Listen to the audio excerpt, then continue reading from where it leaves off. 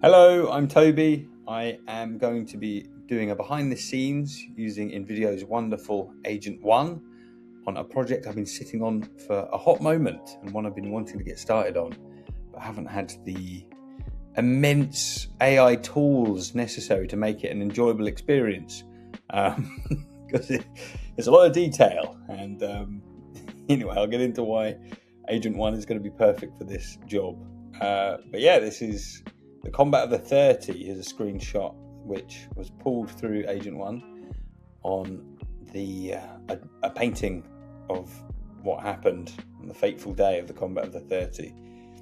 Essentially, it was a massive chivalric event whereby 30 knights on the Anglo-Breton side, so like England, I guess, and 30 on the French side decided during a time of truce to have a big old battle outside of it, which was technically sport, but people died. And yeah, it was brutal. They were going at it for hours, and it really happened. What's cool is every knight that participated is listed, kind of like a football team roster. And you can do research on all of them, and I have done. And I've got a lot of detail to add, which is why I want to include it in this fashion. So, yeah, let's get into it and why Agent 1 is going to be perfect for this role. Agent 1 is an agentic way to work with AI. You start by creating your own little agent. You give it a name. It's almost like summoning a little spirit. And this was my first test, and I stuck with it because I'm quite attached to him. So who am I and what should I know about you? I called him Helper Dude. And I said, I'm going to make a short film about the trial of the 30. And then from there, it just kept asking questions to give itself more context. The context window is immensely powerful, and you can update it all the time. It's kind of like the ultimate sort of assistant, which will hold all the information when you're rambling and just wanting to stay creative. You've got a really heavily organized person there, just dealing with your tangents. And I found it to be amazing. So I'm a little bit in love with Helper Dude. What I then did was I gave it a document with all of my research history into it. And this was like document 1. We're on a completely different iteration now. It's giving it a huge overview of what happened. I won't bore you guys with that, but yeah, it creates this knowledge bank which it updates. I hate the copy and pasting work typically in an AI workflow. You know, there's all these wonderful aggregators that exist, but there's still an element of taking it out of an LLM, putting it back into, an image window, and, having your own basis for how you want things to work. And every time things can slip through and get lost. But with Agent 1, you kind of have that organization covered for you. It knows how to iterate, and it will ask you to iterate. It will probe on your workflow, which at first I was a bit reluctant. I thought, hey, you're going to be doing all the fun stuff. When in fact, it supported me so I could focus on the fun stuff. So, big fan. I was very surprised with how amazingly good it was. So yeah, I asked it at some point. I said, well, what are you made out of? You're not just AI magic. And it's a basis of Claude and Gemini. That's what it told me. Might be some other stuff behind it, but yeah, a bit of Claude bot action. It's great. So yeah, it's got all the historical context. There's our picture I showed earlier. Yeah, all this good stuff, and our visual reference guide. So what I'm going to be doing is generating a character sheet for each of the knights. Each of these is the named knight and a little stat card, their height and everything that we know based on research, and where it didn't know it guessed. It knows the weapons or what they had. It knows the type of armor they would have had typically for their level of knightness. So I'm really leaning into the realism side of it all. You've got some heraldry here, which I'm going to add as reference images, which will make up the surcoats on the knights. But for a lot of them, it's just blanks. So I've worked with Claude to generate what would be possible, and just giving each of the characters like a lot of nice detail to make them stand out. Will all of these knights feature heavily in the entire film? Probably not. Some of them will be background knights, but we're doing all the knights. Reason being, knights. So let me show you where we're currently at. this guy, who, you know, he's characterful. Look at him. Can't remember his name. Jean Dissolante. He's got a bit of French about him, and he's a dual wielder, which is pretty cool. Just working with like what would be the best image model. It's got all the models you'd want on there. You know, you've got GPT-2, arguably people's favourites. You've got Nano Banana 2 on there. I kind of lean towards GPT-2 on this particular one. It was yielding better results.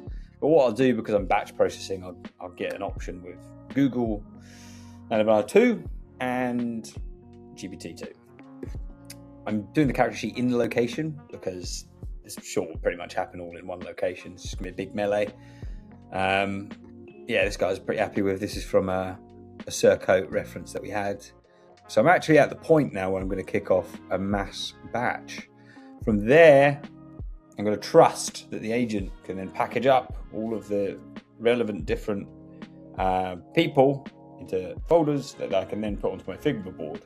And from there, I can play around with the characters in the Figma board and almost like choreograph where the knights would be in the battle, like a child playing with Lego. You know, I'm going to have a lot of fun with this. So yeah, this will save me days of work, just because Helper Dude's just going to take the wheel. I'm going to say kick off the batch for the French characters. I'm going to go cook myself some dinner. So let's see how it goes. So you can just talk to it, which I believe is a new feature. You just voice note it, which is my favourite way to work with AI, because typing can be a pain and I spell everything wrong. So let's just see if it works. My mic for this video might interrupt, but let's see. Oh, hello, Helper Dude. Well, we're going to kick off that first batch for the French side. So everyone that doesn't have heraldry, I'll do that later. Let's do it with GPT-2 and Nano Banana 2 for each of them. And then we'll approve them, and then we'll take it to an upscale step. I'll leave it with you. There's quite a lot of them to do there. How do you feel about doing that? Let's see what it does. You can see how it's thinking on it. Very positive. Thinking away there. And look, even jumping around on the screen. Yeah, what's nice while this is ticking is you've got everything you want in. It's a great aggregator in video. You've got Dance 2, and rumour has it has a bit of a more superior filter for violence. And, we want a bit of violence in this. So that'll be helpful. I'm sure there'll be some snags, and there's only so many times you can write ketchup and make it look believable for blood. So we'll see. Also, there's a nice parallel doing this alongside the World Cup, because I get sick of these fragile men falling over. Let's cover ourselves in iron and hurt each other like in the old times. Anyway, we're done. So it's doing it in batches of 8, it says, and it's giving some really nice suggestions here. Very positive. 21 characters without confirmed heraldry. Serent is already locked. That's our boy here. Knights with visors. So certain knights had visors. The pig face helmet, which is pretty cool. And there's flat visors and hound skulls. Squires, open basins. Loads of squires in this. So it's 21. Yeah, all right. So I think it's working. I'll come back to this and we'll see how it got on. Very exciting. Okay, we're back. I've had my dinner, and Helper Dude has done a lot here. Exceptional. Let's see what the summary is at the bottom. So yeah, look, it's even complimenting itself. In particular, Poulard's earnest round face and Pachard's heavy-lidded stare. De La Roche's tooth gap. They feel like real people standing in a field. That's cool. Here's De La Roche here. And yes, he has a tooth gap. He looks good. I like it. I mean, I'm spotting a few potential problems here. Like, he's got a sword in his hand and he's got a sword in his scabbard. He's meant to have an offhand dagger called a misericord, a mercy dagger. But I can change all that in quite a clever way, because it references each photo with a number. And I'll show you how I've been marking AI's work like a benevolent teacher in a moment. But if you just scroll back, you can see all of the things that Helper Dude did since I kicked off my prompt, which was go on or something. Look at all these steps. It's actually quite amazing. And it talks it through it. Okay, so what we're going to do now is quickly voice note on one that we want to change. So number 100.1, adjust the helmet so there is no square and crack on the right cheek. That looks a bit silly. And also he has an additional sword in his scabbard, but he's holding the sword. So remove the handle from the scabbard. Hit send. And as you can see, Helper Dude's popped up. He knows what I'm talking about. We're just referencing this long sheet. Helmet cheek artifacts, duplicate sword handle and scabbard needs removal. It's just processing all these things. It's just giving me a little update. Smoothing out the square artifacts on helmet's right cheek and removing the phantom sword handle from the scabbard. Everything else stays identical. Should be quick, And that's cool. It's like the quality of waiting there. All right, so it looks like it's done. And the fix is done on the helmet. The scabbard still does have a handle in it. However, I can remove that with Photoshop. So there we go. Pretty handy. So just talking to it and going through and marking things is pretty helpful. So now I want to test the batch download processing. Haven't tested this pre-video, but I'll give it a go now. Let's see what happens. Okay, so I'm pretty happy with all of your characters you've made. Is there a way in which you can put them into separate folders depending on the character, both options, and add them into a large zip folder which I can then integrate later so I can organize it? Is that possible and make it easy for download? Let's see. So it's saying character generation is largely complete. Assets are spread across many notebook threads. So this is one of my bigger fears. It's like, if you're working on a larger project, how do you keep tabs on everything? Interested to see how it handles this. If it knows which ones are the right ones, and if in some folders I might have, the incorrect one. I can't rename the files inside the zip, unfortunately. They come through as a sequence IDs. I'll trigger download now and give you a naming key. Right.